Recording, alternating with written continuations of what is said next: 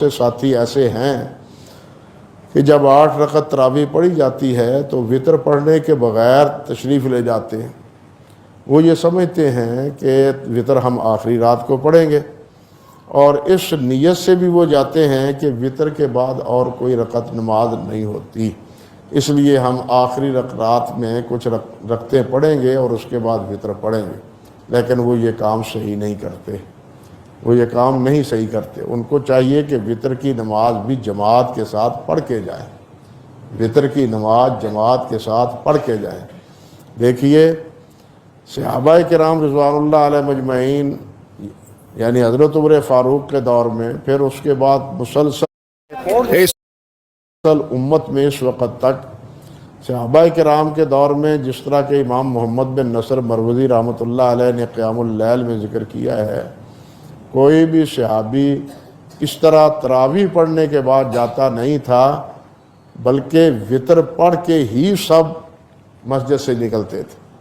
اور حدیث شریف میں یہ آتا ہے، نبی علیہ الصلوۃ والسلام نے فرمایا، ابو داؤد اور مسند امام احمد کی روایت ہے کہ جو آدمی اس طرح رات نماز پڑھتا ہے، تراویح کی نماز پڑھتا ہے امام کے ساتھ ساری، اور جب امام چلا جاتا ہے، وطر پڑھا کے جائے گا نا، وہ جب امام چلا جاتا ہے وطر پڑھا لیتا ہے اور مقتدی بھی چلے جاتے ہیں، تو پڑھنے والوں کو اللہ سبحانہ و تعالیٰ کی طرف سے ساری رات کے قیام کا ثواب ملتا ہے۔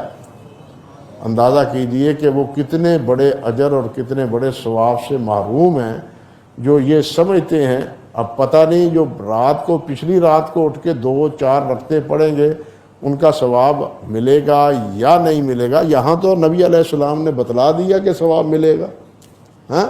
اب اس کو چھوڑ کے دوسری اپنے فکر کے مطابق جناب رات کو وطر پڑھنے اور نوافل پڑھنے، یہ طریقہ درست نہیں، بلکہ ان بھائیوں کو چاہیے کہ وہ تراویح کے ساتھ جماعت کے ساتھ ہی نماز وطر ادا کریں۔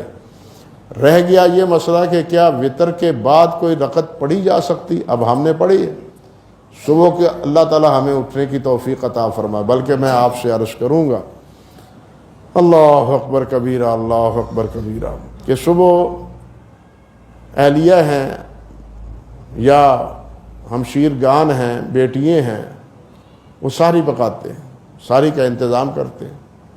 اب یہ نہیں ہونا چاہیے کہ ہم سوئے رہیں، وہ ساری پکا لیں، دسترخوان سجا لیں، اور پھر ہمیں کہیں کہ میاں صاحب، حاجی صاحب، شیخ صاحب اٹھ کے روزہ رکھ لو۔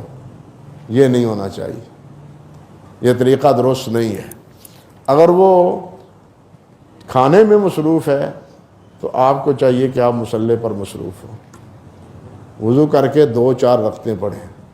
یہ پچھلی رات ہے، اور پچھلی رات میں بالخصوص اہل اللہ کا کام اور ایمانداروں کا کام اللہ ذوالجلال والاکرام نے سورۃ الذاریات میں استغفار کا بتلایا ہے۔ اللہ فرماتے ہیں قلیل من، کہ رات کو وہ قلیل بہت تھوڑا سوتے ہیں، رات کو تھوڑا سوتے ہیں، وبالاسحار ہم یستغفرون، اور صبح ہوتی ہے، پہلا آخری وقت ہوتا ہے، سحری کا وقت ہوتا ہے، تو اللہ ذوالجلال والاکرام سے استغفار کرتے، وہ توبہ کرتے۔ تو یہ وقت ہے اللہ سبحانہ و تعالیٰ سے توبہ کرنے کا، اللہ کے ساتھ ذکر کرنے کا، اور اللہ سبحانہ و تعالیٰ کے سامنے گڑ گڑانے کا۔ اور یہی وہ وقت ہے جب اللہ سبحانہ و تعالیٰ آسمان دنیا پر تشریف لا کے یہ فرماتے ہیں کہ حال میں مستغفرن، کیا کوئی ہے بخشش مانگنے والا؟ ہے کوئی بخشش مانگنے والا؟ اب ہم سوئے ہوئے ہوں اور وہ کھانا پک رہا ہو تو یہ طریقہ درست نہیں ہے۔ ہمیں چاہیے کہ خود بھی اٹھیں، وہ اٹھیں تو ہم بھی ساتھ اٹھ جائیں، بلکہ اس سے پہلے اٹھیں۔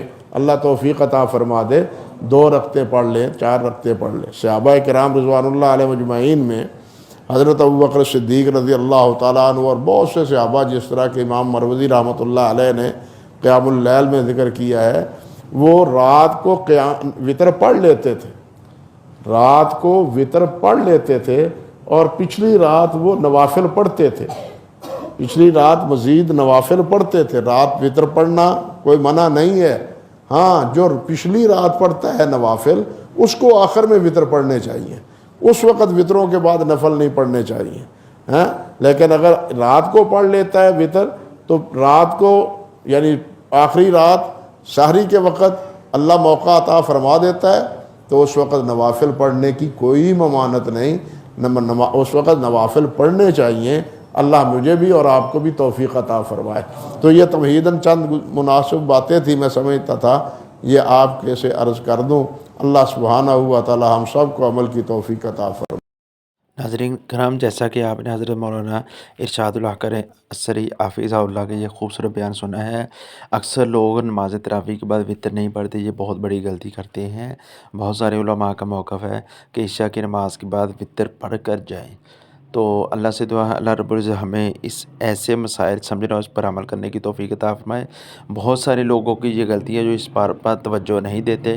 اس ویڈیو کو زیادہ شیئر کریں تاکہ آپ کے لیے اجر بن سکے، اور اللہ ہم سب کا حامی و ناصر ہو۔ السلام علیکم۔